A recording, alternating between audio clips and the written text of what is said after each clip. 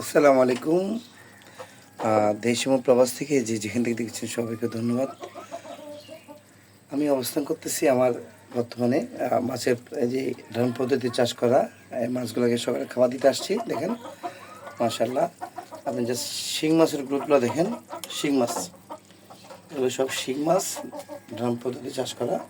মাশাআল্লাহ, এক একটা গ্রোথ কিন্তু অনেক উন্নত হয়েছে, আগে থেকে অনেক অনেক বড় হয়ে যাচ্ছে। মাশাআল্লাহ মাশাআল্লাহ, দেখেন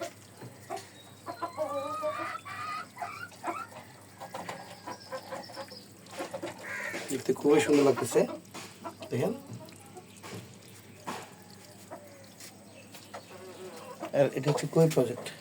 এটাতে কই আছে, দেখেন এটাতে পুরোটাই কই।